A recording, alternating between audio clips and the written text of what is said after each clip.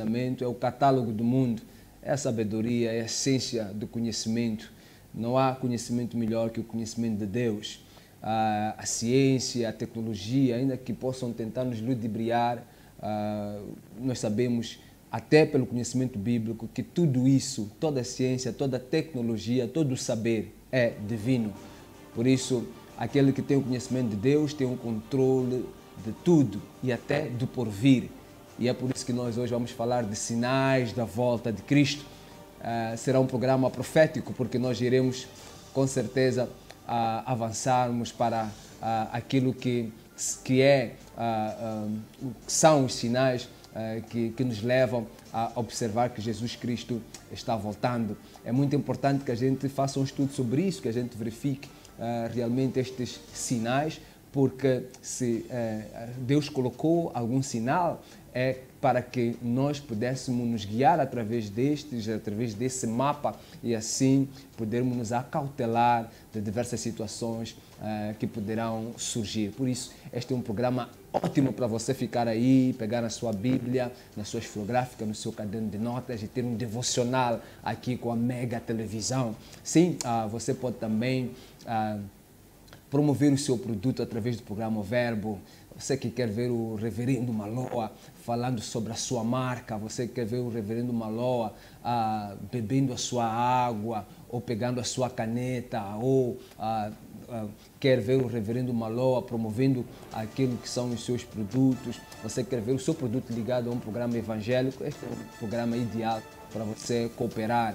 Entre em contato com as nossas linhas comerciais ou mesmo entre em contato com o Reverendo Maloa através da sua página de Facebook oficial, revj.c.maloa, ou a página JC Maloa, ou ainda através do Instagram, @JCMaloa, JAYCEEMALOA. E você poderá saber como cooperar com o programa O Verbo.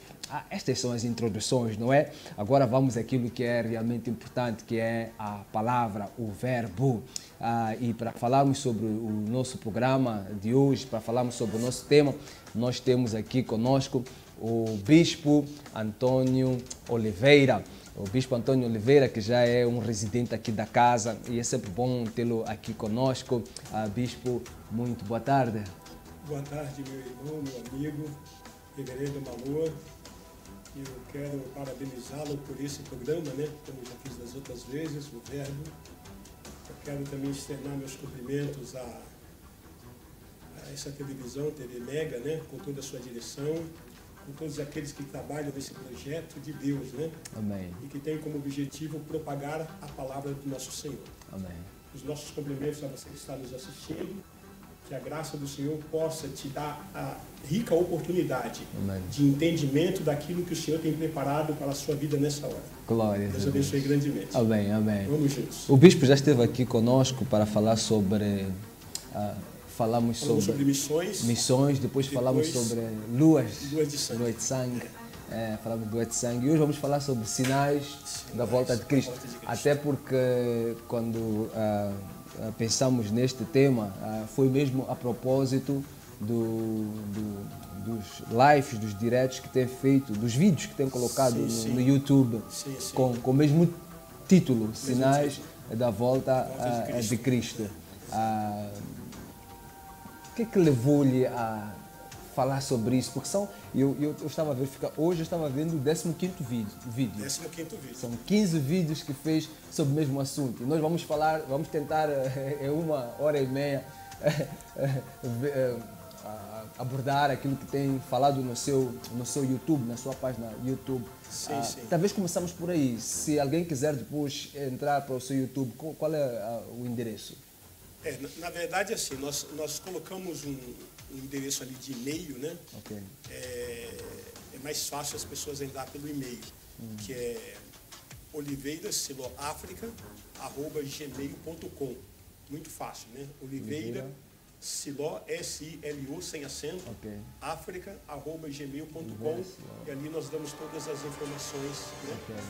Mas, a propósito que o irmão perguntou por que nós começamos, né? Sim. Essa série de estudos, Há muitos anos, Deus tem colocado no nosso coração esse desejo ardente, esse apetite pelos sinais proféticos da volta do nosso Senhor Jesus Cristo. Ok. Entendemos que é um assunto urgente, que é um assunto de grande importância para a igreja contemporânea. E nesse tempo Deus nos moveu, a minha esposa, a Bispa Gorete, a estarmos formatando, né? A estarmos fazendo um estudo sistemático através desse assunto. Ok. Como o irmão disse, o irmão ouviu aí, assistiu o 15º, né?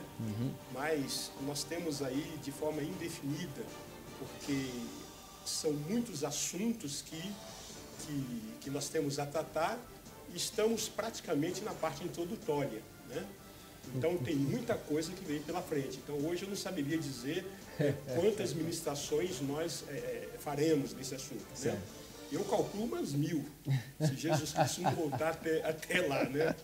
Mas cada semana teremos novidades, porque não é apenas a palavra de Deus, nós temos que trazer de uma forma contextualizada para o momento que nós estamos vivendo. Então, lermos o acontecimento histórico de hoje segundo a palavra de Deus. E aí tem muita coisa para se ver, né? Uau, então, essa é a proposta. Bom, podemos ir para a Bíblia? Vamos lá. Lucas, canto do vamos a Lucas 21. Podíamos ir a Mateus 24 ou a Marcos 13, mas eu prefiro Lucas. Sim. Lucas 21, versículo 25, a Bíblia diz, ensina: haverá sinais no sol, na lua e nas estrelas, sobre a terra, angústia entre as nações em perplexidade por causa do bramido do mar e das ondas. Haverá homens que desmaiarão de terror e pela expectativa das coisas que sobrevirão ao mundo, pois os poderes dos céus serão abalados. Então se verá o Filho do Homem vindo numa nuvem com poder e grande glória. Ora, ao começarem estas coisas a suceder, exultai e erguei a vossa cabeça, porque a vossa redenção se aproxima. Bispo, Jesus que está voltando. Olha, o próprio Jesus, ele anunciou a sua volta. Nós encontramos isso em João capítulo 14. O Espírito Santo também disse que Jesus voltaria. Nós temos em 1 Coríntios capítulo 15. E os anjos também disseram que Jesus voltaria. Nós encontramos em Atos capítulo 1. Então nós temos a própria triunidade nos informando que Jesus voltará. E só no Novo Testamento nós temos 321 passagens falando a respeito da volta de Jesus Cristo. Então nós não temos dúvida nenhuma que Jesus está voltando. Agora, ele nos apresentou uma série de sinais sobre a sua volta. Por quê? Porque todos nós sabemos que Deus não nos deixa caminhar no escuro. Né? Aqueles que caminham com Deus caminham na luz. No próprio Salmo 119, versículo 105, está registrado que lâmpada para os meus pés é a tua palavra e luz para o meu caminho. E em outro texto diz que o Senhor não fará coisa alguma sem antes revelar os seus segredos aos seus servos, os profetas. Então, aqueles que andam com Jesus Cristo, eles sabem das coisas que estão acontecendo, o porquê estão acontecendo e as coisas que estão por vir. Porque a única autoridade quem tem autoridade para nos anunciar as coisas que estão por vir, é o próprio Deus. A própria Bíblia nos relata isso em Isaías capítulo 44, e Isaías também capítulo 46, deixa muito claro. Somente o Senhor que tem autoridade. E vale dizer que nenhuma outra obra a nível espiritual fala sobre profecias. Então o Alcorão não fala sobre profecias, o livro dos budistas não fala sobre profecia, nenhuma outra obra. Apenas a Bíblia fala sobre profecias. Porque Deus é o único que tem autoridade para profetizar. Então Jesus está voltando. Sempre houve esta preocupação, aliás, sempre que há uma profecia, há sempre uma preocupação em querer saber se a profecia está para acontecer, se já aconteceu, inclusivamente quando Jesus Cristo esteve manifestando o seu ministério lá no primeiro século, João Batista mandou os seus discípulos para perguntarem se ele era aquele que haveria de vir. Então, há sempre esta dúvida. E quando, por exemplo, nós falamos da vinda de Jesus, o que eu noto, o que eu vejo na humanidade em geral, é que há um grande relaxamento. Já se pensou, fica-se pensando que provavelmente Jesus poderia ter regressado, quando falamos, por exemplo, das profecias que falam sobre guerras. Haverá guerras, já houve guerras muito catastróficas, pestes, já houve pestes também que vieram com um grande pendor de catástrofe, e Jesus Cristo não voltou. Então as pessoas ficam a pensar que não, provavelmente não vai acontecer nada, não vai acontecer nada. Então, o que é que leva, o que é que faz pensar, o que é que leva o bispo a pensar que Jesus Cristo realmente está a voltar? Por que não pensamos que Jesus Cristo vai voltar daqui a 500 anos, vamos ver talvez mais uns 1000 anos? Porque esta pressa, por exemplo, em fazer esses vídeos e colocar ali, avisando as pessoas que Jesus Cristo está a voltar? Pastor, e a vocês que estão nos ouvindo também, nós sabemos, a palavra de Deus nos informa, vamos pegar aqui um texto de Oséias, capítulo 4, versículo 6, que diz o seguinte: O meu povo está sendo destruído porque lhe falta o conhecimento. Porque tu, sacerdote, rejeitaste o meu conhecimento, eu te rejeitarei para que não sejas sacerdote diante de mim. E porque abandonaste a lei do teu Deus, eu também me esquecerei dos seus filhos. É uma severa, uma radical exortação, mas nos deixa claro que aquilo que destrói o cristão, aquilo que destrói o homem, é a falta de conhecimento. Eu não estou falando de informação. Informação é algo passageiro, mas o conhecimento profundo na palavra de Deus. Sim. Em Hebreus diz que a fé vem por ouvir e ouvir a palavra de Deus. Então, quanto mais você se envolve com a palavra de Deus, e se você crê na palavra de Deus, você deve se envolver com ela. Então, você passa a ter intimidade com Deus e você tem certeza daquilo que Deus está te prometendo. Então, essa certeza, essa fé inabalável, vem como resultado de uma intimidade, de um relacionamento muito íntimo com o seu Criador. De maneira que aquele que não se envolve com a palavra de Deus, de alguma maneira ele está se envolvendo com outro projeto. Ou cultural, ou midiático, ou institucional, ou tradicional, não importa. Ou cultural. Então, quando você se envolve com a palavra de Deus e você crê naquilo que ela está te transmitindo, então você não tem dúvida do que aquilo que Deus está te prometendo, isso vai cumprir. Isso porque você começa a analisar a história profana. E dentro da história profana e com o conhecimento da Bíblia, você percebe que tudo aquilo que Deus promete tem cumprido ao longo da história. Para complementar a nossa fala, quando nós encontramos Mateus capítulo 24, vamos pegar esse texto aí que é mais detalhativo, né? Começa dizendo que ia Jesus saindo do templo. Quando ele estava se retirando do templo, os seus discípulos lhe chamaram a atenção para lhes mostrar a beleza do templo. Então Jesus ali, ele lançou uma palavra profética que deixaram os discípulos intrigados. Jesus disse: vocês não estão vendo tudo isso?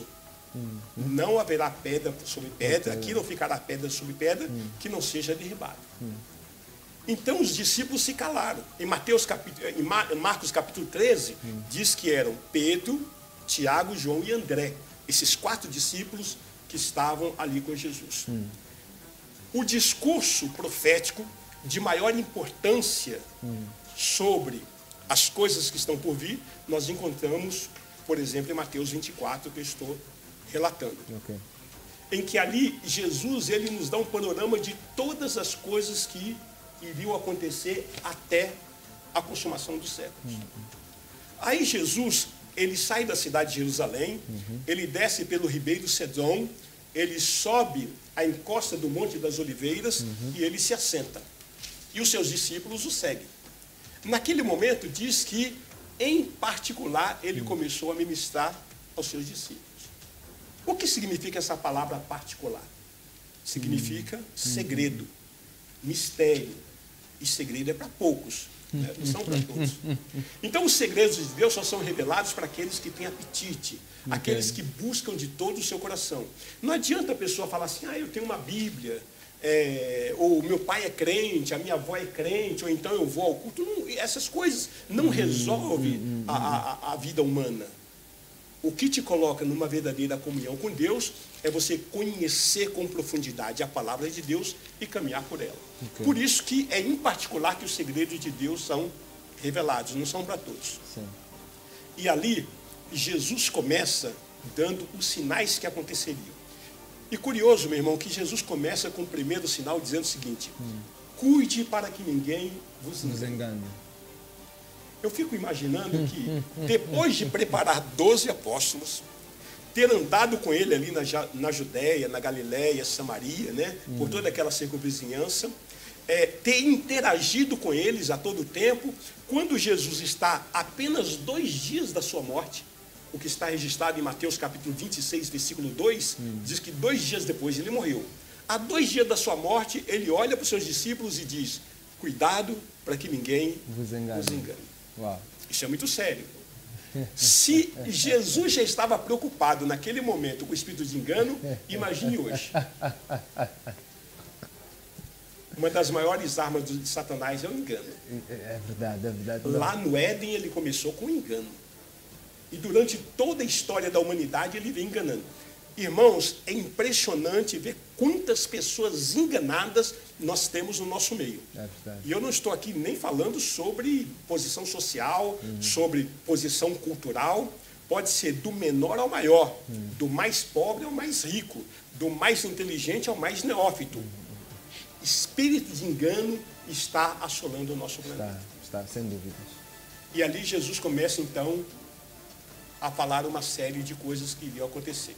Aí ele fala de falsos cristos, falsos profetas, guerras, rumores de guerras, exatamente, terremotos, sinais nos céus, abalo no sistema solar. Ele fala de espírito de distração, ele fala de apostasia, ele fala de fome, de pestes, pragas. Ele fala ele fala da sua vinda, de olhar para a figueira, que é Israel. Então ele dá um panorama, espírito de distração, sonolência. Hoje o que tem de pessoas dormindo é brincadeira. A pessoa, por exemplo, senta para assistir uma televisão, né? E ela está ali 2 horas diante do aparelho de televisão. Ela está dormindo. Ainda que ela esteja ligada no aparelho, ela está... É como se fosse uma hipnose. Ela está hipnotizada. É verdade. Ela está sendo deixada levar pela onda, pelo sistema. Ela não está se apercebendo do que está acontecendo. É verdade, é verdade. Então, o mundo está se acabando, a malignidade está assolando o planeta, eu não digo nem só a nação, o planeta, e a pessoa está ali. Está sentada no seu sofá. Na Matrix. Achando que isso que se apresenta é o real. É verdade. Na verdade, o que se apresenta é uma grande mentira. Tudo uma ilusão. É uma ilusão. Né? Então, esse é o grande problema da atualidade que nós estamos vivendo. As pessoas não conhecem o seu Criador.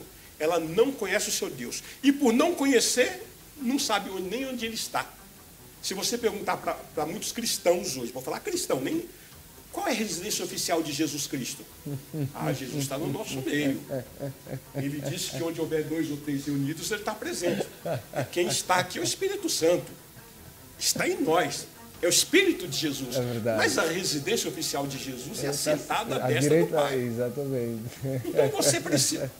Esse conhecimento só vem através da aplicação, estudo da palavra. Não é verdade? Se você pergunta quem é Jesus, as pessoas não sabem quem é Jesus. Jesus é o Filho de Deus, Jesus não foi um grande profeta, é um avatar da sabedoria. Jesus é Filho de Deus. Muito mais que isso, Jesus é o próprio Deus. Tem gente que não sabe que Jesus é Deus. Jesus é o Criador.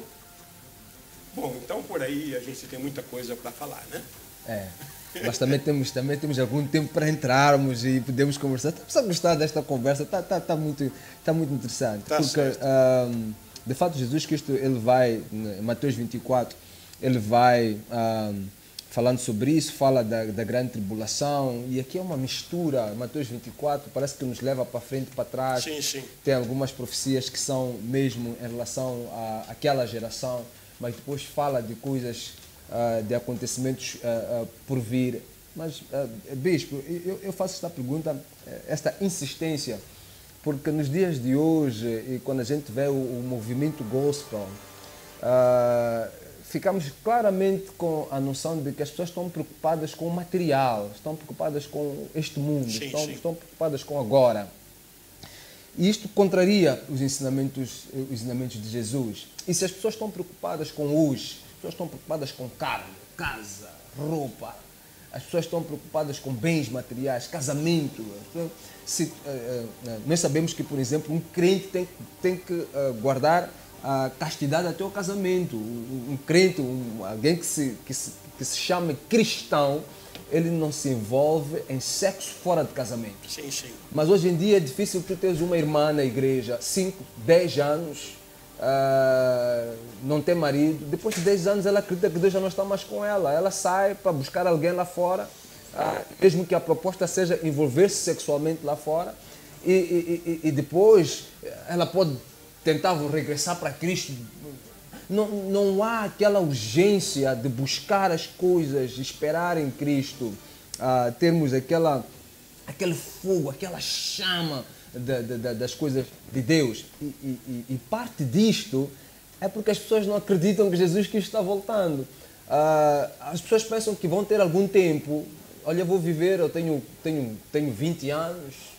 Então ainda vou ficar aqui mais uns 20, mais uns 30 anos. Quando eu ficar velhinho, quando eu tiver já mais uns 70 e tal, aí eu vou ligar para o Bispo Oliveira e vou pedir ele para fazer uma oração para mim, vou confessar os meus pecados e Deus é misericordioso, aí eu volto para Jesus. Porque se as pessoas tivessem esta noção de que Jesus Cristo a qualquer momento vai voltar, as pessoas não haviam de viver como estão a viver, Bispo. Como é que nós, biblicamente, podemos, além daquilo que são as explicações que deu, há alguma maneira de nós sentarmos com as pessoas e dizer, não, olha, Jesus Cristo está realmente... Qual é o sinal que poderia nos levar imediatamente à conclusão de que Jesus Cristo já se levantou, ele estava sentado à destra do Pai, que Jesus Cristo já se levantou e está vindo buscar a igreja? Vamos lá, então. Vamos... Bispo, permita-me fazer um intervalo para responder essa pergunta. Vamos apertar os cintos, então. Pode fazer o intervalo, depois a gente continua. Caro telespectador, você não vai querer sair daí. Fique aí, porque queremos aprender e saber mais sobre esta coisa de Jesus Cristo está voltando. Estamos sempre ouvindo Jesus Cristo está a voltar, mas ele não está a voltar logo por quê? O que é que está a acontecer? Como é que nós podemos chegar à conclusão de que ele realmente está voltando? Fica aí, não saia. E daqui a pouco a gente volta para a segunda parte do verbo. Até já.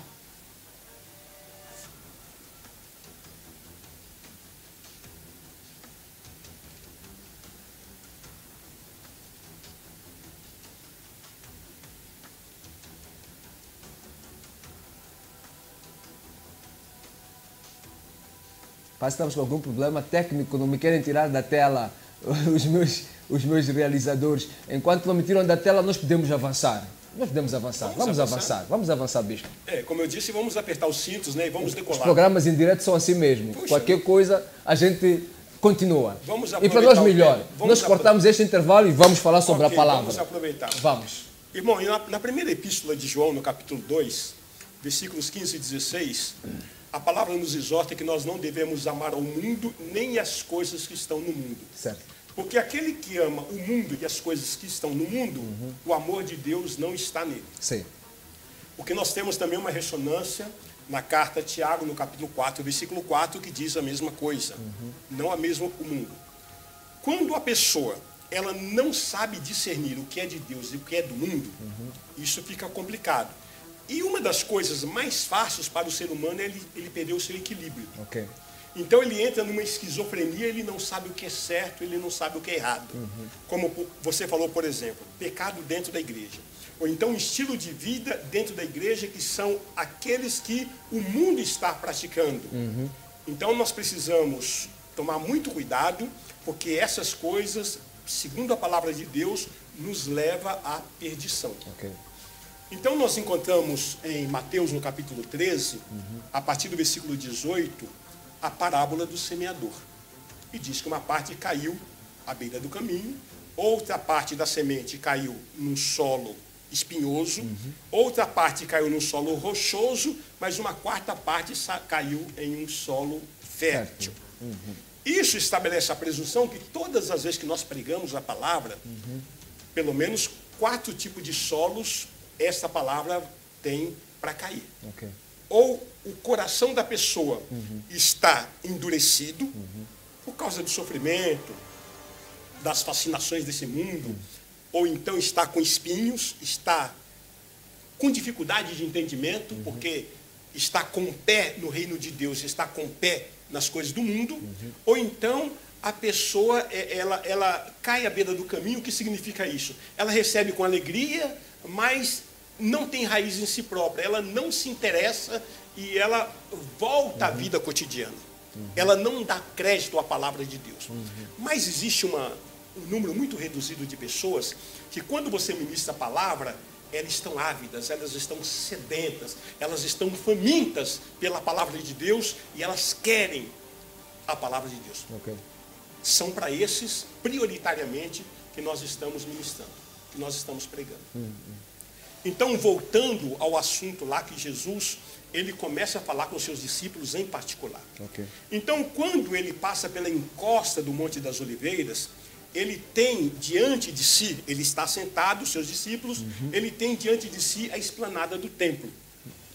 Se você hoje fizer esse mesmo percurso, qualquer um de nós fizemos esse mesmo percurso, saímos de Jerusalém, descemos pelo Ribeiro Cedron, passamos pela encosta do Monte das Oliveiras, nós vamos ver a esplanada de 2 mesquitas. O Domo Dourado, que é a mesquita de Omar, e a mesquita Al-Aqsa, que em árabe significa o lugar mais distante. Então, esta é a condição hoje, esta é a condição de quando foi proferida. Ok.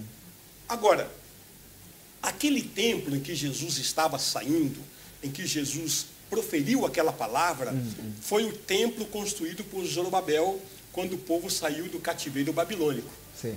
Nós sabemos que o grande, o suntuoso templo do rei Salomão, que foi construído mais ou menos 930, 950 antes de Cristo, né?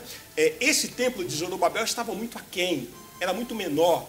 Ele não tinha a mesma estrutura, a mesma suntuosidade, a mesma beleza do que o que Salomão havia construído. Ok. Então, era aquele templo que Jesus estava se retirando. Só que esse templo ele foi embelezado e foi ampliado por Herodes, o rei Herodes. Herodes não era judeu, ele era edumeu, mas era um homem altamente capaz. Ele era altamente competente, um administrador competente. Mas também ele era muito sanguinolento.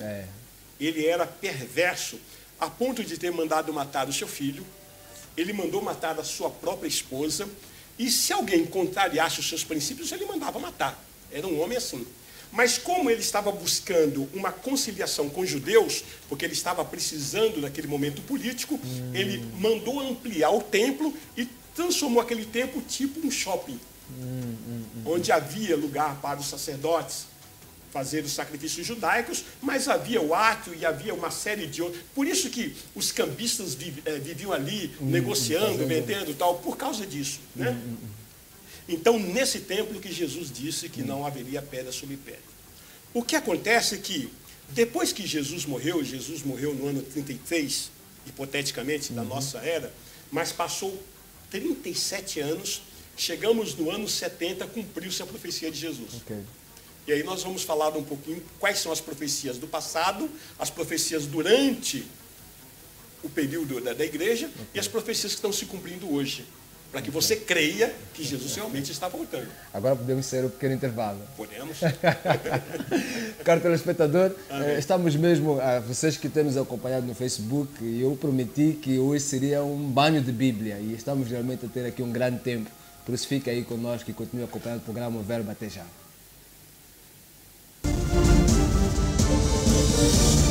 Mega TV, voltamos já.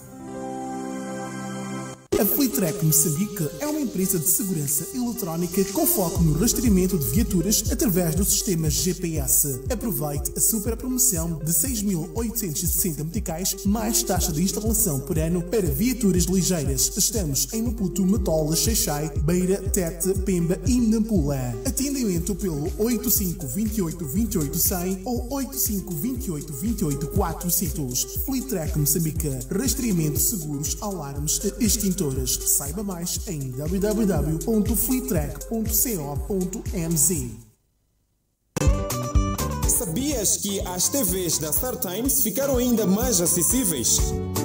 Adquira a TV 32 polegadas, 43 polegadas e a Smart TV 55 polegadas.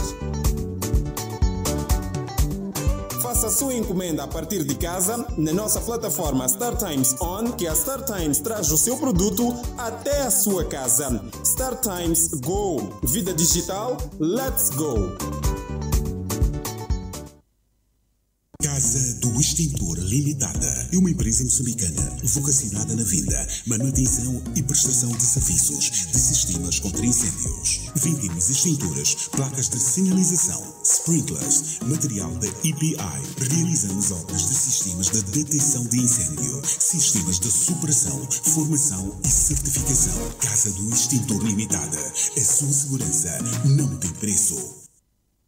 Precisa construir, remodelar ou requalificar a sua residência ou escritório? Contate a empresa Obras Express Construções e Serviços. Prestamos serviços de arquitetura geral, projetos de construção, construção civil, aluguer de material de construção, aluguer de sanitários móveis, pré-construção ou megaprojetos, fiscalização e auditoria de obras, acabamentos em gamazine, gesso e muito mais. Estamos em Maputo, Xaixai, Beira, Tete, Pemba e Nampula. Obras Express, construções e serviços.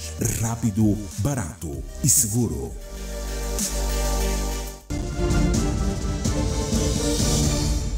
Mega TV. Estamos de volta. Caro telespectador, seja bem-vindo de volta ao programa O Verbo. Hoje estamos a falar sobre os sinais da volta de Cristo. E você que está nos ligando agora, que não viu a primeira parte vamos mesmo a conversar sobre que sinais, os sinais mais prementes, aqueles que realmente podem nos levar a crer que Jesus Cristo neste momento está a voltar, porque esta é uma profecia que já leva muitos anos, já há muito tempo que se vem falando disso. Todo o pregador que se levanta para pregar a palavra, ele exorta sobre isso, mas temos nos apercebido que há um certo arrefecimento por parte não somente dos que ouvem esta mensagem, mas também da parte dos que pregam, dos que falam sobre o Evangelho. Não está a se enfatizar muito isso. E nestes últimos dias, até com o advento desta pandemia, as pessoas começam a prestar um pouco mais de atenção às profecias e estão preocupadas realmente. As estatísticas dizem que há muita Bíblia que está sendo comprada, as pessoas estão ávidas por ouvir a mensagem de Deus.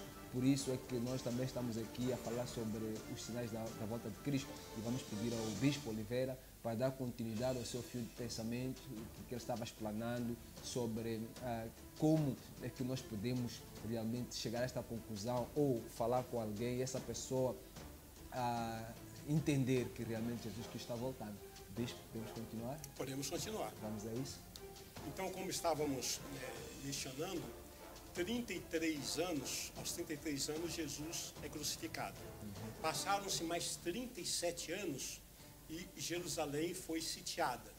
Quando chegou o ano 70, então, o exército romano, à frente, o general Tito, sitiou Jerusalém e durante uma operação ali de 143 dias, ele matou mais ou menos 1.100.000 judeus e levou mais 98 mil escravizados.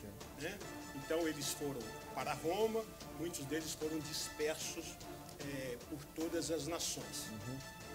Então o que acontece é que a profecia de Jesus, que diz que não ficaria pedra sobre pedra, se cumpriu no ano 70 da nossa era cristã. Agora, por que não ficaria pedra sobre pedra? Porque havia uma informação corrente que os judeus guardavam ouro entre as pedras. Então o exército romano começou a lançar tirar as pedras para ver se realmente encontrava o ouro, né? O que realmente não aconteceu. Mas ali, o general Tito, ele permitiu que permanecesse uma fieira de pedras, o que nós conhecemos hoje como Muro das Lamentações. Né? Então, a partir daquele momento, houve uma grande dispersão dos judeus. Eles deixaram de ser nação e foram espalhados por todas as nações, e começou ali um rastro de sangue em relação aos judeus. E eles ficaram no exílio 1878 anos. Voltando eles foram obrigados a sair, ele levou-os, tirou-os, ou os judeus fugiram? Não, eles perderam a condição de nação, sim, de pátria. Eles passaram a não ter pátria, passaram a ser estrangeiros, né? Sim. Então, na verdade, foi um massacre que o Império Romano matou 1 milhão serão como e 100 refugiados. Mil. 98 mil foram escravizados. E eles aproveitaram justamente o momento de Páscoa. Eles estavam na festa de Páscoa, né, onde tinha aproximadamente 1.200.000 judeus, e naquele momento, durante 143 dias, quase 5 meses, eles foram confinados, foram cercados e foram massacrados ali. Então cumpriu-se a profecia. Aí acontece que a história continua. Mas, para voltarmos a esse ponto, vamos falar um pouco sobre trazer uma resenha histórica para você entender, senão você acaba não entendendo o final, né? Sim. Se bem que a Bíblia, para você entender o começo, você tem que começar a ler o final dela. É a única obra.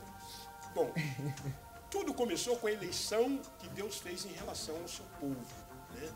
E todos nós sabemos que Gênesis capítulo 12, Deus chamou Abrão, fez a ele promessa, né? Gênesis capítulo 12, dizendo: disse o Senhor a Abrão, sai da tua terra, da tua parentela, da casa do teu pai. E veja que Deus ali começou uma história com o povo escolhido. Quando nós chegamos em Deuteronômio capítulo 7, diz por que Deus escolheu aquela nação, né? Não porque era mais poderosa, porque era maior, mas porque era menor, e Deus se afeiçoou deles, né? E aí existe um grande segredo. Bom, se Deus tem o judeu como escolhido, como é que ficam os americanos, os russos, os mexicanos, italianos, moçambicanos, brasileiros? A Bíblia nos responde isso. Gálatas capítulo 3, versículo 29. E se sois de Cristo, também sois descendentes de Abraão e herdeiros segundo a promessa. Ou seja, aqueles que se convertem a Jesus Cristo, eles deixam a sua naturalidade e passam a ser judeu. Então, o plano de Deus realmente é para toda a terra, mas para aqueles que aceitarem a Jesus Cristo. Bom, então, com os nossos patriarcas, os primeiros foram Abraão, Isaac e Jacó. E Jacó teve 12 filhos, de maneira que o penúltimo filho, ele foi vendido como escravo para o Egito, pelos seus irmãos, né? Vocês conhecem a história de José. Foi vendido lá para os amalequitas, ele foi para o Egito, e ali ele foi trabalhar na casa de Potifar, o comandante de Faraó. E ali ele saiu para o cárcere, ficou aproximadamente 12, 13 anos no cárcere, quando, pela intervenção divina, Deus o tirou do cárcere e o colocou como primeiro-ministro do Egito. Isso vale dizer que Deus tem um plano em todas as nossas vidas. Amém. Na minha vida, na sua vida, em todos nós, Deus tem um plano. Depende como você vai se comportar diante de Deus.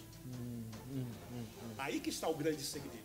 Se você resolver tomar conta da sua própria vida, amar a sua própria vida e achar que a vida é só isso que nós vivemos aqui, que com a morte vai acabar tudo. Então eu vou viver a vida que eu levo, porque isso é o que eu vou levar desse mundo, então eu quero conforto, eu quero bens materiais, então você está odiando a sua própria vida, porque você não está priorizando Deus na sua vida. Este é o grande mal da raça humana. Prioriza estudo, prioriza viagem, prioriza conquistas, bens materiais, mas não prioriza o seu Criador. Esse é o grande mal. Então o que acontece é que José, sendo levado a primeiro-ministro, Deus deu a ele uma capacitação de gerência, de gerir o mundo por 7 anos, né? E o mundo foi alimentado através das mãos de José. A sua família desceu para o Egito e entraram no Egito 75 pessoas. Né? Então eles foram morar ali na melhor parte do Egito, a terra de Gósen, né? O condomínio fechado. Eles entraram em soberania. Acontece que quando os hebreus começaram a se multiplicar, e morrendo aquele faraó, porque faraó é um título, né? Veio um outro faraó que não conhecia a família de José e temeu que eles os escravizassem. Então falou, bom, então nós vamos oprimir esse povo. E então começou o cativeiro egípcio, para cumprir a profecia de Gênesis capítulo 15, né? Então começou ali um cativeiro que durou 430 anos. Aí Deus levanta Moisés com duas funções fundamentais, para ser o legislador de Israel e para ser o libertador de Israel. E Moisés escreveu os 5 livros da Bíblia, os primeiros, né? Que nós conhecemos como Pentateuco, e para os judeus é o Torá. Então ele trouxe a legislação, mas também a função de libertar a Israel. Com a morte de Moisés, com 120 anos, Deus então levanta o capitão Josué para introduzir o povo na terra prometida, terra de Canaã.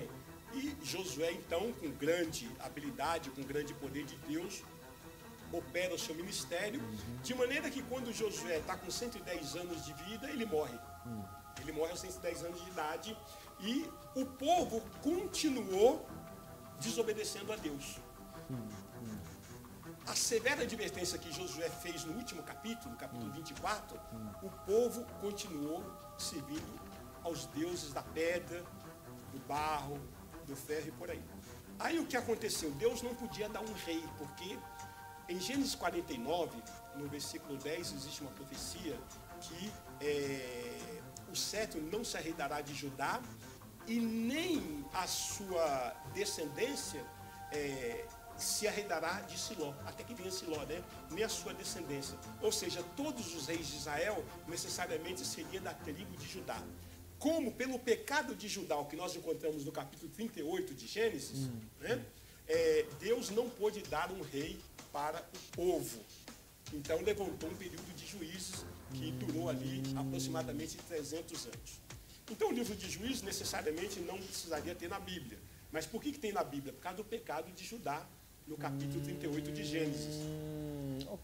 Terminou esses 300 anos, até então nós temos um governo teocrático. Deus ordenava e o povo obedecia. O povo obedecia. Até Samuel. Quando terminou esses 300 anos, aí veio a monarquia, né? E nós sabemos que Israel teve 3 reis legítimos: Saul, Davi e Salomão. Não vamos contar Adonias, né? Mas aconteceu que o povo começou a clamar pelo rei. 1 Samuel capítulo 8, Deus fala para Samuel: Samuel, eles não estão rejeitando a si, eles estão rejeitando a mim. Dê um rei para eles. E nós vemos até hoje a consequência do reino humano sobre o povo, né? Então começou lá em 1 Samuel, está até hoje. E só voltará no milênio. O governo teocrático só volta no milênio. Se bem que para nós, servos de Deus, nós já vivemos na teocracia. Quem rege a nossa vida é Deus. A nossa lei está aqui. Nós não obedecemos institutos humanos, governamentais. A nossa vida é conduzida pelo Senhor. Então, nós, os cristãos, já estamos vivendo esse reino teocrático. Mas para a humanidade toda, precisa esperar o milênio. Então, acontece que Salomão ele cometeu uma série de atrocidades. E Deus ele resolveu julgar as atrocidades de Salomão, não nele, mas no seu filho Roboão. Quando chegou Roboão ao trono, o reino foi dividido em 2. Reino do norte, 10 tribos, e reino do sul, 2 tribos. Reino do sul foi a tribo de Judá e a tribo de Benjamim, que era uma meia tribo, né? E foram para Jerusalém. Ocorre que eles caminharam até 722 a.C., o reino do norte, quando Sargão II, rei da Síria, sitiou o reino e destruiu o reino do norte. Ficou apenas o reino do sul, que seguiu até 586 a.C.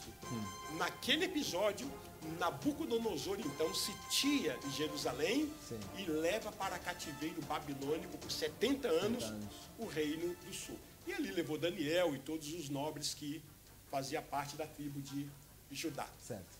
Então, acontece que, depois que eles cumpriram 70 anos de cativeiro babilônico, e nós encontramos no último livro de 2 Crônicas, né?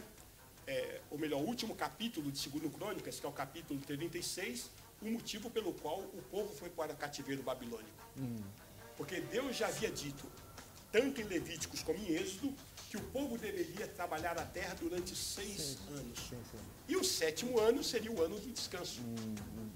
Mais uma vez, pela desobediência, o povo não deixou a terra descansar. Durante 490 anos, eles trabalharam a terra sem o descanso sabático. Aí veio a conta. Isso significa dizer o seguinte: muitas vezes, pastores, o cristão fica brincando com a graça de Deus, né? Ah, não, Jesus não vai voltar logo. Ah, eu estou aqui servindo a Deus, mas por que eu não posso praticar aí o incesto? Por que eu não posso praticar a fornicação? Por que eu não posso praticar o adultério? Por que eu não posso, sabe, me corromper? E as pessoas ficam brincando com a graça de Deus. Só que quando a conta chega, ela chega de uma vez só. Tu esperou 400 anos para trazer a conta. 490 anos para trazer a conta. 490 dividido por 70, né? Por 7 dá 70 anos. 70 anos de cativeiro. Esse foi o motivo. Cada ano que não Exatamente. Ficaram no cativeiro. Então Deus cumpre a sua palavra. Depois que o povo saiu do cativeiro, aí Deus, através de Esdras, Neemias e Zorobabel, ordena nessas 3 levas que o povo volte e reconstrua os muros, reconstrói o templo, reconstrói a cidade. O que aconteceu? Restabeleceram a vida nacional em Israel. Passou mais 400 anos e Jerusalém foi reconquistada de várias vezes, né? Através dos gregos, à frente estava Alexandre o Grande. Depois, no ano 63, através do general Pompeu, o exército romano, de maneira que quando Jesus nasce na Pax Romana. Havia paz, não existia guerra, né? Então, Jesus nasce debaixo do império de César Augusto. E ali começa, Jesus cresce, estabelece o seu ministério, estabelece a sua igreja, prepara 12 homens, né, 12 apóstolos. Jesus morre e Jesus então profetiza o que vai acontecer a partir dali. Então vamos pegar a partir do ponto que nós deixamos lá atrás, né? Sim. Vamos pensar. Durante 1878 anos, o judeu ficou sem pátria, ficou sem nação. Voltou a ser nação no dia 14 de maio de 1948. Aí está o grande sinal da volta de Cristo. Grande sinal. Primeiro sinal. O regresso do povo à terra. Veja bem, terra exatamente. Okay. Eu gostaria que o irmão lesse aí Mateus capítulo 24, versículo 32. Está aqui. Nós vamos entender, você que está nos assistindo, o quão é urgente nós nos envolvermos com a palavra de Deus, porque Jesus já está fora. Ele já está voltando. E você vai ter certeza, ao final desse programa, que Jesus está voltando mesmo. Amém. Não vai ter dúvida nenhuma. Oh, Vamos lá, Mateus 24. Mateus 24, 32. 32, pode ler até o versículo 35, por favor. Amém. 32. Aprendei, pois, a parábola da figueira. Quando já os seus ramos se renovam e as folhas brotam, sabeis que está próximo o verão. Assim também vós, quando virdes todas estas coisas, sabeis que está próximo às portas. Em verdade vos digo que não passará esta geração sem que tudo isto aconteça. Passará o céu e a terra, porém as minhas palavras não passarão. Pastor, nós temos aí decreto divino. É decreto que o governo não muda. A história não pode mudar. Independe da vontade humana. Ele diz, olha para a figueira. Quando a figueira brotar e começar a se fortalecer nos seus ramos, o verão está próximo, estou chegando. O maior sinal profético da volta de Cristo foi o brotar da figueira. E figueira tipifica a nação de Israel. Quando já os seus ramos se renovam e as folhas exatamente. brotam, estas folhas brotam, este brotar do povo judeu. Então nós vamos explicar o que significa isso. Vamos explicar o que significa isso. Vamos. Jesus não está falando que ele iria plantar a figueira. A figueira já estava plantada. Ele diz: olhe para a figueira, olhe para a nação de Israel. Quando essas coisas acontecerem, eu estou voltando. E quando foi que a figueira brotou? Todos nós sabemos, na nossa geração, no dia 14 de maio de 1948. Esse é o grande e mais expressivo sinal da volta de Jesus Cristo. Aí logo depois ele fala assim: não passará essa geração sem que todas essas coisas aconteçam. Que geração? Então vamos lá. Jesus não está falando da geração que estava ali ouvindo. Ele está falando da geração dos últimos dias. A geração a partir da figueira brotar. Faz todo sentido isto, porque não podia estar a falar daquela geração, Claro. sendo que ele estava ali e aquela geração Exatamente. já passou. Geração são quantos anos? Veja bem, vamos falar sobre isso. Então, Jesus primeiro fala do brotar da figueira, do fortalecimento da figueira, e ele fala sobre geração. Então a geração começou quando a figueira brotou. Ali começou a geração. Então vamos fazer continha. Se nós acreditarmos, como algumas pessoas dizem, que geração é de 40 anos, 1948 mais 40 vai dar 1998. Se a geração for de 60 anos, 1948 mais 60 vai dar 2008. Se a geração for de 70 anos, 1948 mais 70, vamos para 2018. Mas se a geração for de 120 anos, 1948 mais 120, nós vamos até 2068. É um bom número. Porque 1998 não aconteceu o arrebatamento, 2008 não aconteceu o arrebatamento, 2018 não aconteceu o arrebatamento. Uau! Bom, agora o que me leva a acreditar que uma geração ela dura 120 anos.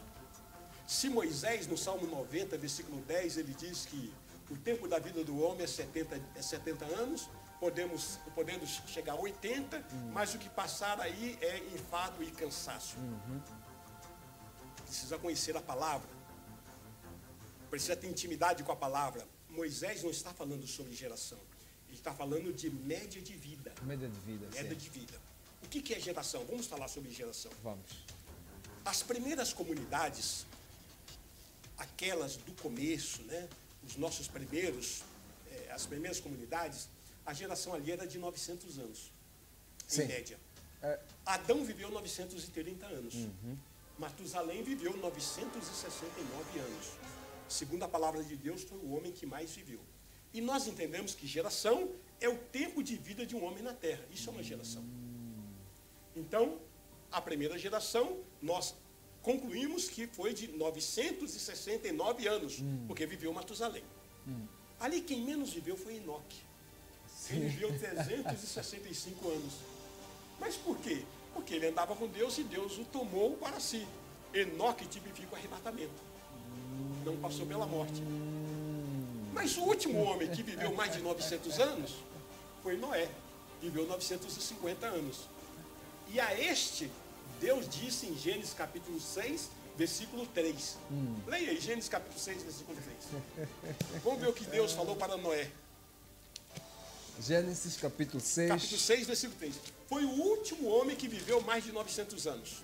Viveu 950 anos. Vamos lá, versículo 3. Então disse o Senhor: por causa da perversidade do homem, meu espírito não contenderá com ele para sempre. Ele só viverá 120 anos. Quantos anos? 120. Deus baixou a geração de 969 para 120. 120. E aí Deus coloca uma limitação biológica no homem. O homem, por melhor que ele se alimente, por melhor que ele viva, por condição ambiental excelente, ele tem uma limitação biológica. Ele não consegue viver mais de 120 anos. Porque Deus baixou a geração para 120. A partir de Gênesis capítulo 6. Tá? Bom, como é que nós podemos saber se essa geração 120, ela continua durando até hoje? Então, vamos concluir aqui o seguinte. No ano de 2003, 2004, a ciência lançou o projeto Genoma, que trouxe a tradução sobre o início da vida, né, a justificativa da vida humana, projeto Genoma. E ali a ciência, ela colocou alguns relatos, né? E o Dr. Frank Collins, ele colocou duas observações, duas afirmações. Primeiro, o homem tem estrutura para viver 120 anos. Você vai encontrar isso escrito no projeto Genoma, que é a ciência que está dizendo. O homem tem estrutura para viver 120 anos. Mas por que não vive? Não vive porque se alimenta mal, fica comendo comida, bebida, envenenando o seu corpo, né? Fica contaminando o seu corpo, dorme mal, se envolve com vícios, com violência, com todo tipo de atrocidades, estressado. Essa doença mata. Nunca em todo o tempo nós vimos pessoas correndo tanto atrás de psicólogos, psiquiatras, porque estão doentes. Então são doenças do século XXI. Por isso que ele não vive tanto. Mas o homem tem estrutura para viver 120 anos. Deus estabeleceu isso como geração e a ciência vem confirmar isso também. Outra afirmação ali do projeto Genoma. Todos os seres humanos que passaram por essa terra e todos aqueles que vivem sobre ela vieram de um só casal. Bom, não precisaria estudar tanto para descobrir essas duas coisas, né? Só ler a Bíblia. Agora veja bem, o número 120 parece que ele é altamente convidativo para nós aprofundarmos a nossa pesquisa, né? Vamos ver o que a Bíblia fala sobre 120. Sabemos que Noé, ele ficou 120 anos construindo uma arca e pregando arrependimento, né? E depois dos 120, o que aconteceu? Veio o tempo novo, veio o dilúvio, Deus estabeleceu o arco-íris sobre a terra, fez uma aliança com o povo e começou uma nova era, começou um tempo novo, depois dos 120. Sim. Nós também entendemos que Moisés, ele precisou de 40 anos para ser um estadista. Depois ele precisou de mais 40 anos para aprender a ser servo. E só nos 40 anos finais da sua vida é que ele percebeu o poder de Deus, o que Deus pode fazer com aquele que é servo. Então Moisés viveu 120 anos. Durante os primeiros 40 anos da sua vida, ele pensou que era alguém. Ele precisou de mais 40 anos para descobrir que não era ninguém. E só nos 40 anos finais da sua vida que ele descobriu o que Deus é capaz de fazer com ninguém. Ou seja, para você ser usado por Deus, você tem que se esvaziar total e completamente. Não é o seu título, não é o seu relacionamento, não é o seu dinheiro, os seus bens materiais, não são os seus cursos na faculdade, a sua graduação que te coloca em comunhão com Deus. Tudo isso, Paulo diz em Filipenses capítulo 3, é esterco, não vale nada. O que vale na vida de um homem é ele ser conhecido pelo seu Criador.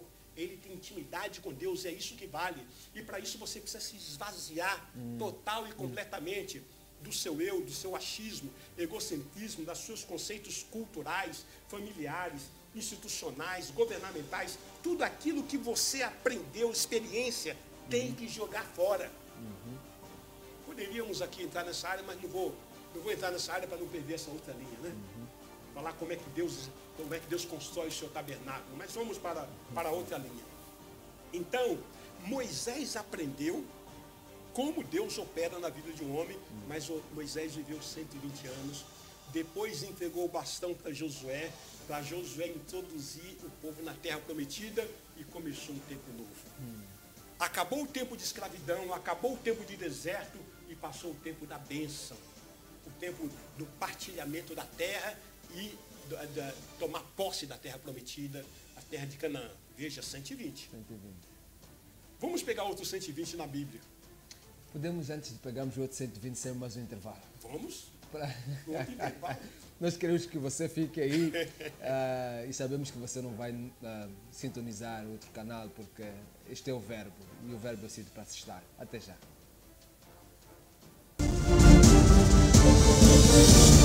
Mega TV. Voltamos já. Sabias que as TVs da StarTimes ficaram ainda mais acessíveis? Adquira a TV 32 polegadas, 43 polegadas e a Smart TV 55 polegadas. Faça Faça a sua encomenda a partir de casa na nossa plataforma StarTimes On, que a StarTimes traz o seu produto até a sua casa. StarTimes Go. Vida digital, let's go! Olá pessoal, a Mega TV tem uma boa nova para si. Top Gospel. Um concurso de música gospel que visa promover todos os fazedores da música gospel nacional. Para participar, envie seu vídeo em alta resolução para o nosso e-mail pedragensilencio@megatv.co.mz. Top Gospel, revolucionando o futuro da música gospel. Pensa bem na cena que estás a dizer. Não nos julgues por nós sermos crentes. Casa do Extintor Limitada é uma empresa moçambicana vocacionada na venda, manutenção e prestação de serviços de sistemas contra incêndios. Vendemos extintores, placas de sinalização, sprinklers, material da EPI. Realizamos obras de sistemas de detecção de incêndio, sistemas de superação, formação e certificação. Casa do Extintor Limitada. A sua segurança não tem preço.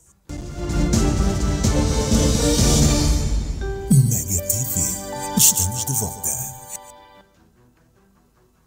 Seja bem-vindo de volta à terceira e última parte do programa O Verbo.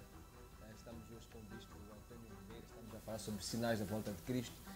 Sabemos que você está aí nos acompanhando, por isso não vamos perder o fio do pensamento, vamos mesmo desenvolver a palavra que é o nosso Bispo, que ele vai continuar a sua explanação. Bispo, podemos continuar? Amém. Vamos. Então estamos falando da importância do 120 na Bíblia, porque estamos falando da última geração, da geração dos últimos dias, que Jesus disse que essa geração vai presenciar todos esses acontecimentos, né, dos últimos dias. Então falamos um pouco sobre Noé, falamos sobre Moisés e agora vamos falar sobre o primeiro milagre que Jesus operou. Sabemos que foi uma festa de casamento. Está registrado isso em João capítulo 2. E diz que ali havia 6 talhas de pedra que os judeus usavam para as purificações e cada uma levava 2 ou 3 metretas. Trazendo esta condição para o nosso raciocínio atual, nós sabemos que 2 ou 3 metretas corresponde a 20 litros, ou seja, 1 galão. Então, se eram 6 talhas vezes 120, vezes 20, dá 120. Então, como eles encheram totalmente de água, Jesus transformou 120 litros de água em vinho. Ou seja, quando tudo vira água na sua vida, meu irmão, Jesus é o vinho novo. Os seus relacionamentos virou água, a sua situação financeira virou água, o seu casamento virou água, o seu relacionamento com seus filhos virou água. Então, Jesus traz o vinho novo. Então, passa um tempo novo com Jesus Cristo, né? E, por último, eu quero trazer também, dentro do 120, o que nós temos em Atos no capítulo 1. Jesus no Monte Betânia, quando ele estava para ascender aos céus, depois da sua ressurreição, evidentemente ele ficou 40 dias, né, na terra, e ele levou para o Monte Betânia ali, para o Monte das Oliveiras, 500 discípulos. Isso está registrado em 1 Coríntios capítulo 15, versículo 6. Diz que havia ali 500 discípulos. E Jesus deu uma ordem para eles. Entre várias ordens, nós queremos destacar o que nós encontramos em Atos 1:8, capítulo versículo 8. Sim. Permaneça em Jerusalém até que do alto sejais revestido de poder. Então sereis minhas testemunhas em Jerusalém, na Judéia, Samaria e até os confins da terra. Pensamos que aqueles discípulos, depois que Jesus subiu aos céus, eles foram para o templo e ficaram ali aguardando a promessa do Pai. E como estavam demorando, né? Aí está o grande problema do ser humano, né? Acha que tudo está demorando, não consegue esperar, né? E por não esperar, viola a vontade de Deus na sua vida. Temos que saber esperar. Esperar é uma virtude. Deus está trabalhando na sua vida e muitas vezes ele trabalha no silêncio. Ah, mas Deus não fala comigo, não fala através de sonho, não usa uma palavra profética, não fala através da palavra. Deus não se ausenta do trono, ele está trabalhando ao teu favor. Saiba esperar. Amém. Alguns ali, provavelmente, eu vou para o mercado, outros, eu vou buscar o meu filho na escola, o outro, não, eu tenho um compromisso com um amigo, e começaram a ir embora. Permaneceram 120. Sobre esses 120, o Espírito Santo desceu, começou um novo tempo da igreja. Então veja que depois dos 120 sempre tem um tempo novo. Então veja, como é que nós podemos saber se nesse tempo que nós estamos vivendo, a geração continua de 120 anos, além dos fatos que nós acabamos de relatar? Então vamos agora para a história. Se você entrar na internet, você vê as pessoas que mais viveram no nosso século. Nós vamos encontrar a pessoa que mais viveu, foi uma francesa. Ela viveu 122 anos, 174 dias. No nosso século. E morreu. 122, foi a pessoa que mais viveu. Depois nós temos uma americana que viveu 119 anos. Depois tivemos uma outra americana que viveu 106 anos. Japonês. Então, nós percebemos de pessoas no nosso tempo que chega a viver 120 anos. Isso significa que a geração, então, continua de 120. Aí Jesus diz o seguinte: não passará essa geração sem que todas essas coisas aconteçam. Então, eu não estou falando sobre o arrebatamento da igreja. Eu estou falando todas as coisas que Jesus falou. Eu já estou a calcular. 1948 até 2068, 120, deve acontecer tudo. O quê? Vamos acompanhar. Israel volta a ser nação. A figueira brotou e se fortaleceu. Se alguém tem dúvida do fortalecimento da figueira, né, é só você avaliar, por exemplo, a primeira guerra que Israel se envolveu, a Guerra da Independência, venceu. Depois da Guerra de Independência, que começou no dia 15 de maio de 48, aí veio a Guerra de 1953, Israel venceu. Depois veio a Guerra do Yom Kippur, 1973, Israel venceu. E por último veio a Guerra do Hezbollah, em 2006, Israel venceu e continua se fortalecendo. Né? Os historiadores não acreditavam mais que Israel poderia voltar a ser nação. Por quê? Não acreditavam mesmo. E isso até fez uma confusão com as escolas de interpretação escatológica, porque, por exemplo, aqueles que faziam essas análises antes de 1948 não podiam imaginar que... Não podia imaginar. Não tinham como. Irmãos, Isaías capítulo 66, versículo 8, há uma pergunta. Como é que uma nação pode nascer em um só dia? Como é que a nação pode dar à luz de uma só vez? Isaías capítulo 66, versículo 8. Humanamente é impossível uma nação se estabelecer em um só dia. O Brasil, para você ter ideia, ele foi descoberto no ano 1500. Somente no dia 7 de setembro de 1822, D. Pedro I levantou a espada no ribeiro do rio Ipiranga e declarou independência ou morte. Então, foram necessários 322 anos para o Brasil se tornar nação. Foi dividido em capitanias hereditárias, vieram os governadores gerais, né? Mendes Sá, Estácio de Sá, e até que em 1822 se tornou nação. 322 anos depois. Moçambique. Nós entendemos aí, me corrija por favor se eu falar coisa errada aqui, mas que Moçambique tem pelo menos uns 500 anos de descoberta. Sim. Mas somente agora em 1975 que Samora Machel decretou a independência, passou a ser nação. Ou seja, passaram-se 455 anos para Moçambique se tornar uma nação livre. Agora, como que Israel, que estava 1878 anos fora, estavam esparramado pelo mundo, voltou a ser nação em um só dia? Como foi que aconteceu essa dor de parto? Aí o Senhor levanta um chicote chamado Adolf Hitler. Sim. Para perseguir e exterminar o povo judeu. Porque você sabe que gente inteligente, como que é, né?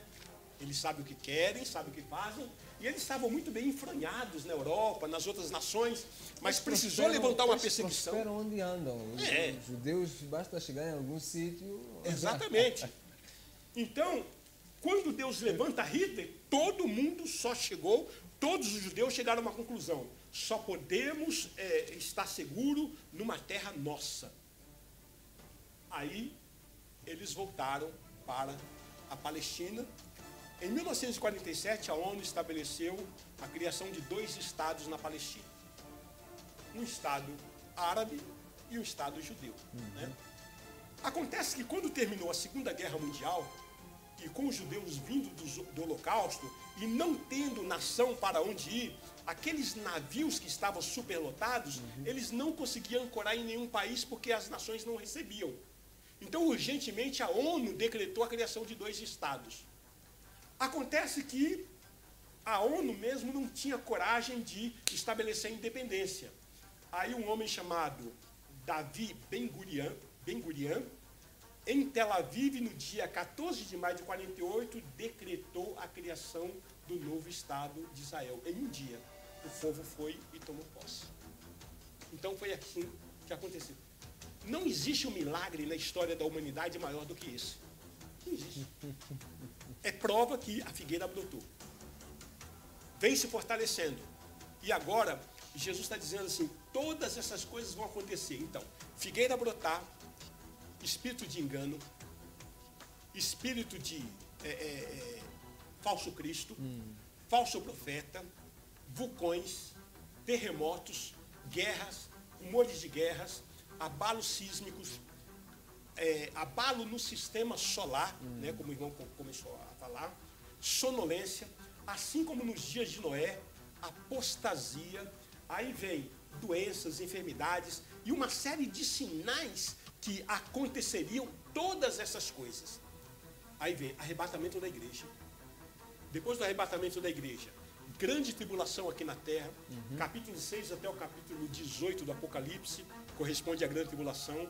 Nesse período nós estaremos nas bodas do Cordeiro, 7 anos, que corresponde à última semana de Daniel, em Daniel capítulo 9, dividido em 2 etapas.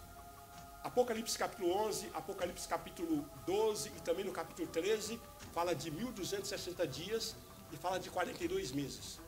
Ou seja, 1260 dias são 3 anos e meio e 42 meses são 3 anos e meio, o que dá 7 anos. Em Daniel 9:27 diz que no meio da semana o príncipe que há de vir, ele encerra a oferta de manjares. E ele declara que ele é realmente o anticristo, Satanás encarnado. Período tribulacional. Depois do período tribulacional, aí nós temos a terceira vinda de Cristo, que aí ele já não vem mais como ladrão, ele vem como relâmpago. Aí é para todos. E quando ele vem, ele promove o quê? A redenção da terra. A terra volta ao estado original, como foi criado no Éden.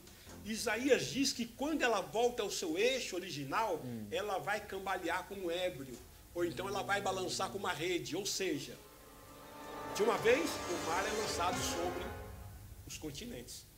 Então deve morrer muita gente, né? Aí que o eixo da terra, né, eles vão ser invertidos, né? Então, o que acontece? A redenção da terra, depois da redenção da terra, aí tem, antes disso tem a batalha do Armagedon, né? No vale do Armagedon, o vale de Israel, a redenção da terra, e depois tem o estabelecimento do reino milenar. Então, todas essas coisas, teoricamente, devem acontecer até 2068. Dentro do período de 120, que é a última geração. Aí estabelece o reino milenar e nós vamos reinar com Cristo durante 1000 anos. Justamente interpretando esta última geração como a geração até a vinda de Jesus, a segunda vinda, né? Não estava a olhar no sentido de que encobria também os acontecimentos após o regresso de Jesus. Quer dizer, esta geração até 2068, de acordo com o que acabou de nos dizer, tem que ver com tudo aquilo que vai acontecer, até mesmo os eventos escatológicos. Os sinais só terminam com o estabelecimento do reino milenar. Ali terminam os sinais. Aí vem o descanso sabático. Ou seja, 6 dias Deus deu para o homem, né? Adão até Abraão, 2000 anos, ou 2 dias. De Abraão até Jesus, mais 2 dias, 2000 anos. E de Jesus até aqui, já estamos no ano 2020, já se passaram então. Então já se completou. Agora nós vamos entrar no descanso sabático. Então veja que o tempo do homem na terra já acabou. O que nós estamos passando é um pouco mais. É como nós dissemos, a palavra de Deus. Né? Quando Deus disse para Abraão, em Gênesis capítulo 15, que a descendência dele seria cativa 400 anos, ou 430. Deus sempre dá um bônus a mais. Ezequias também foi assim, 15 anos, depois 17. Exatamente. Então, todas as coisas aconteciam isso, até o estabelecimento do reino milenar, que deve acontecer dentro dessa geração. E por conclusão, nós queremos dizer... Por que tem que ser um milênio? Por que essa geração tem que ser até o milênio?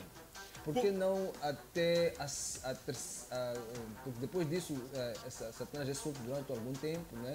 Ele é solto durante algum tempo e tal, julgamento, novo céu, nova terra. Por que não até o novo céu e a nova terra? Precisamos entender bem isso. Sim. Novo céu e nova terra, nós acreditamos que é depois do juízo final, não antes. Sim. Não antes. Sim. Mas a gente precisa tomar muito cuidado. Jesus fala, os discípulos perguntaram, quando é que acontecerão essas coisas? Sim. Que coisa? Que não ficará pedra sobre pedra.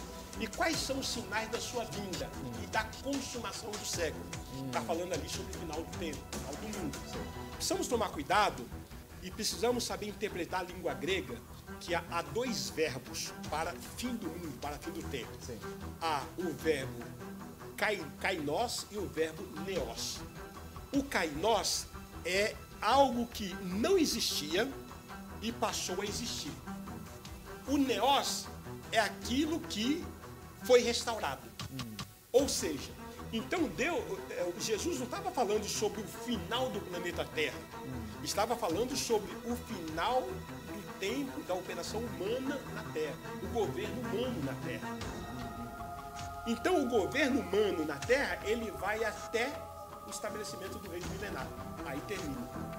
Aí volta o reino teocrático, por 1000 anos. Então, por isso, todas essas coisas devem acontecer até 2068, dentro da nossa análise. E se todas essas coisas devem acontecer até 2068, não quer dizer que o arrebatamento vai acontecer em 2068. Ele pode acontecer agora. Assim como Enoque foi arrebatado. Exatamente. Então, o arrebatamento pode acontecer exatamente agora. Está tudo pronto para acontecer. Já está. A única profecia que falta acontecer é a reconstrução do templo. Mas o Instituto do Templo já anunciou que ele já tem todas as pedras, já tem todas as colunas e que em 6 meses eles conseguem levantar o templo. Isso já está. Tem 2 escolas rabínicas em Israel, preparando os sacerdotes para o sacrifício mosaico. A novilha vermelha já nasceu em 2008, agosto de 2008 já nasceu a novilha vermelha, ou seja, em 2021 ela já está adulta, já está pronta para o sacrifício. O ano que vem, ela está pronta para o sacrifício. Então veja que todas essas coisas correspondem a esses sinais depois do arrebatamento. Jesus pode voltar agora, como ladrão, o arrebatamento. Depois que Jesus voltar, ainda vai ter grande tribulação, bodas do Cordeiro, redenção da terra, batalha do Armagedon, que vai até 2068, pouquinho a última geração. Realização, temos linhas, podemos abrir linhas.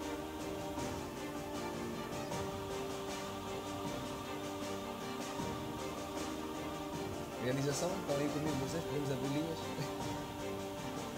Ok, então vamos pedir para colocar aí as linhas na nossa tela, por favor. Porque acredito que depois deste banho de aulas, vai haver um e outro que vai ter alguma questão para colocar. Sim, mas nós temos aqui mais ou menos uns 5, 6 minutos, 7 minutos para fazermos algumas questões aqui de insistência. Tá bem. Quando nós falamos da vinda de Jesus, temos basicamente 2 escolas, né? Chamam, uma é historicismo, outra é do preterismo. Sim, sim. Que advoga, esta que advoga que todos os sinais já se cumpriram e até entendemos que como esta escola ela surge antes de 1948, é normal que haja estas interpretações Sim. sobre, advogando que todas as coisas todas as profecias já se cumpriram até ali. E a questão que eu gostaria de colocar, até porque um pouco de insistência, né? Tem que ver com...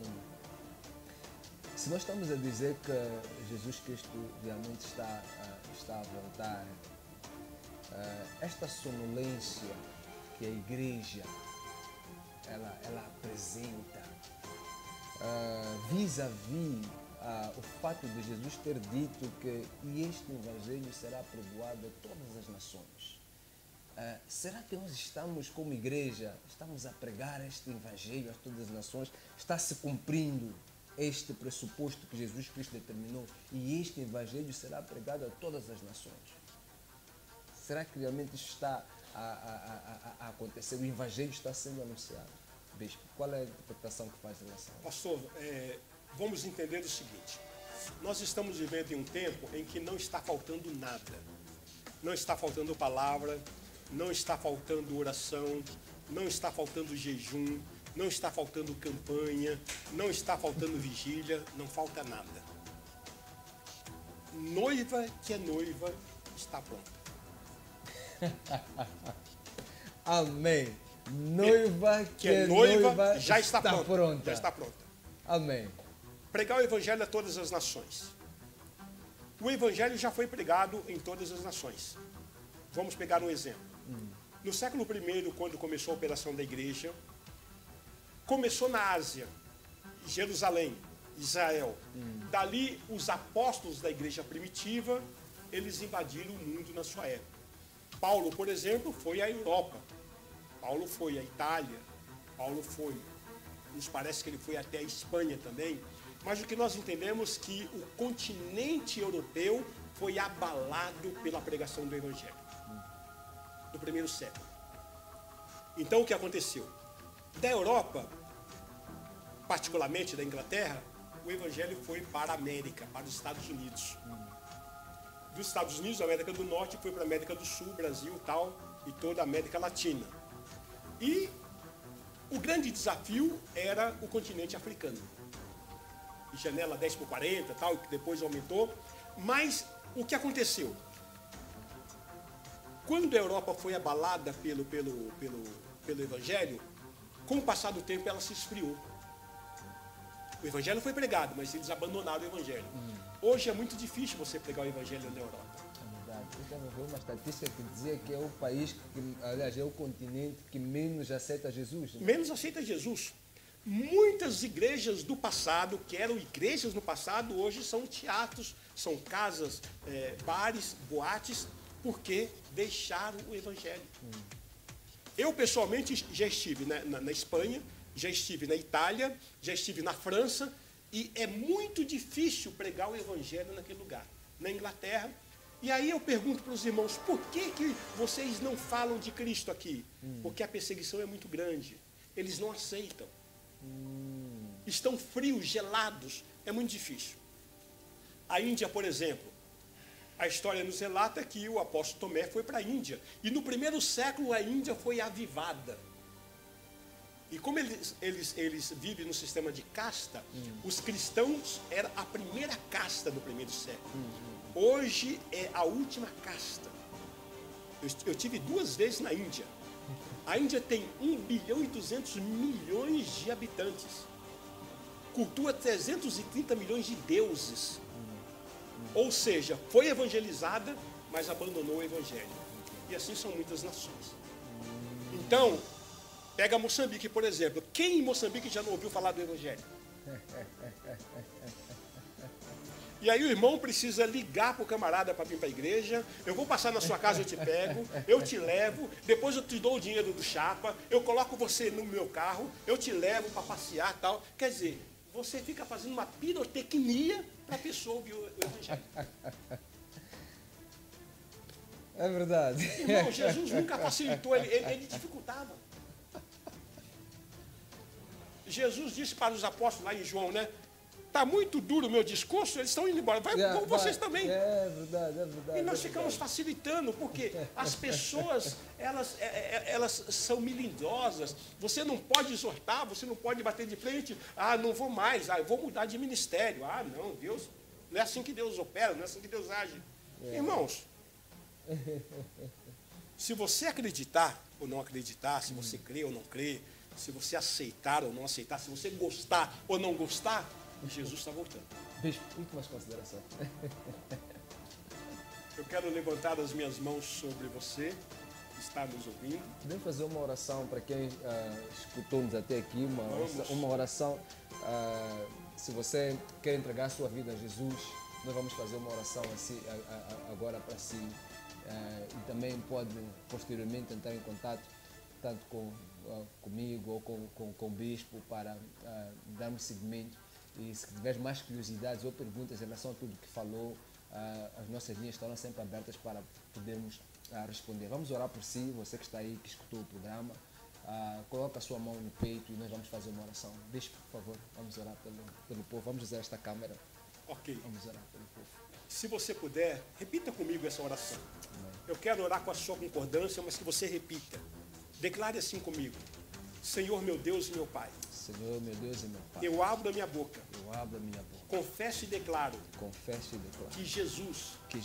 O Cristo. O Filho do Deus vivo. Filho de Deus vivo. Que veio a este mundo em carne. Que veio a este mundo em carne. Morreu na cruz do Calvário. Morreu na cruz do Calvário. Porém ressuscitou dos mortos. É o meu único Senhor. É o meu único Senhor. E o meu único Salvador. O meu único Salvador. Senhor. Eu abro o meu coração. E te peço. Entra nele. Faz de mim, Senhor. Faz de mim, Senhor. Uma nova criatura. Perdoa os meus pecados. E ajuda-me. A cumprir a tua vontade. Usa-me. Segundo o teu propósito. Em nome de Jesus. Amém. Senhor, em nome de Jesus. Aqui estão os nossos ouvintes. Não sei qual a dimensão que está alcançando essa transmissão. O Senhor sabe. O Senhor trouxe à lume a tua palavra e ela penetrou aos nossos ouvidos, ao nosso coração. E nós te pedimos, ó Deus, que essas pessoas que estão nos ouvindo, essas pessoas que colocam a sua fé no Senhor Jesus Cristo, sejam alcançadas pelo Senhor. Não somente ela, mas toda a sua família.